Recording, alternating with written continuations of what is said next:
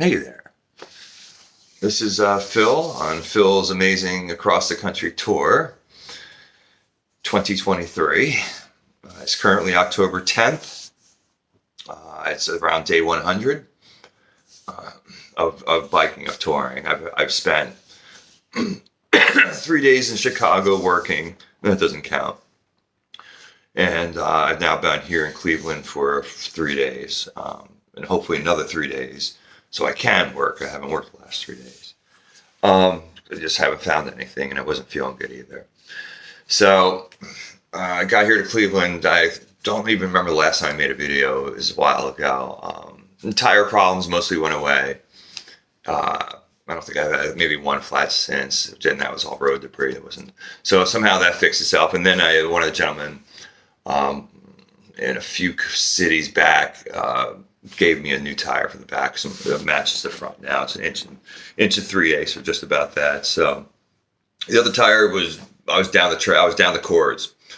So literally in several spots. So it had to go. It made it with 4,000 miles, which is weird. The front tire is doing perfectly fine. I got at least half the life on that. So 1 3/8 is the way to go. I'm doing 1 3/8 from now. It's perfect. It's not too big. It's not too small.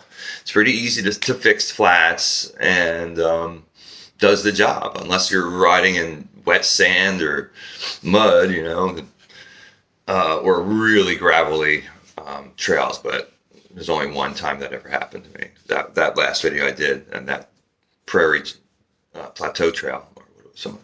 So I'm here in Cleveland. A warm shower host named John. He has a house next door, and old house here, old 100-year-old house. Yeah, it's pretty much empty. And he said, "Here, just stay here," And I asked him if I could stay a whole week, and he said, "Yeah, you can stay a whole week." Said he won't even accept my money, but I'll try to pay him if I can. But so he even had a map of Florida on the wall when I walked in. So he's been down there. He's done some tours. He said he's toured Florida extensively, and it's been real cool. So thank you, John. Thank you, all the other people that have helped me. The last one was Jeff. Stayed at his third story, old 100-year-old apartment building. They call it the tree house. It was a relaxing couple of days. He let me stay there. He didn't even know me on the phone when I contacted him. He said, "Daryl, I have to go dog sit this weekend. You can have the place to yourself." And that's literally what happened. I got there, he handed me a set of keys, showed me how to open everything, and said, "See you later." And just left me in his house with everything. Just this, middle income, everything. He's got a lot of goodies and toys and TV and, full kitchen. And it was a full apartment up there in East Cleveland. And man, people were so, man. So, I bet all his friends like, "Dude, you're a total stranger just sitting in your house." Dude, but for me, it was the most perfect thing. I spent 48 hours just relaxing. My body was shot. I couldn't move. Getting up those stairs to the third floor was just a nightmare.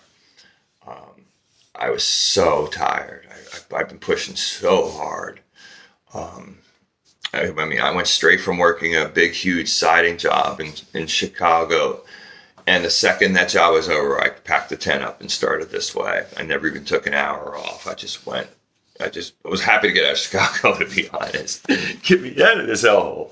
No, Chicago was cool. Downtown was really cool. But riding there was a pain in the ass. It really was. So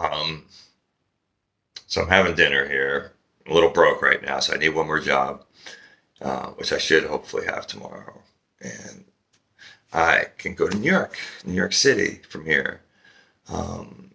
Buffalo's 3 days away or so, and then I can take the Empire Trail down to the city and dip the tire and end the tour, and then go to my old house in North Jersey, which is about a day's ride away. Just got to see that old house. I would not feel like I've really succeeded in this tour unless I finish there. Or at least go there, and I don't know, something in my dreams is calling me back to that place for some reason. I'm just gonna knock on the door and say, "Hi, hey, I'm Phil. My dad built this house. Can I talk to you for a minute?" And hopefully they can, maybe let me in, and I can just reminisce for a minute. And I don't know, heed the call of my dreams, because I dream about that place all the time. Still to this day, at least a dozen times a year, I dream about being there. And I mean, it's not like I was there long, but I guess it was important in my mind. So anyway, things were good. It's been a great trip. We've done a really good job. I didn't rush it. I did it. I did it my way. I really did. I mean, I had to work. I found jobs in 3 different cities now, just mainly from Craigslist, and calling around. And now this job I've got from Stu's friend, Jeff, who's a contractor down here, and he's got work for me. So that came in handy too. So help from my friends, help from strangers who've done just amazing things, and got me through this. Help from my friends too, and we've got helped me out with meds and kept me going. I feel super grateful. I feel super happy. I feel like this is exactly what I should be doing. I'm taking a long time now. It's been a quarter of a year now, almost on the road. I'm getting real close to that mark, and that's a long time on the road. And I've had some homesickness and just times where I just wish I had my own place to go home and just relax and not have to go anywhere for a day or two. But then I wouldn't be out here. Yeah, that's soon enough. We'll get there. We'll get back. Probably now we're within reach now. And there have been times I thought of quitting,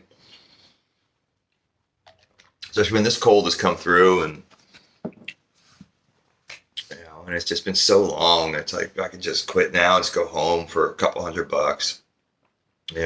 Be cheaper than finishing the trip. But I want to finish this trip. I mean, even though I took the long way, I'm at 4,500 miles, 4,500 miles in 100 days. And the whole tour is probably going to take 120 days around there. So we're looking at really right a quarter of a year. Amazing. And I feel great. Body feels awesome. I mean, once I recovered from that, my last major jaunt, which has been probably 28 out of 30 days riding straight, right? Riding or working hard.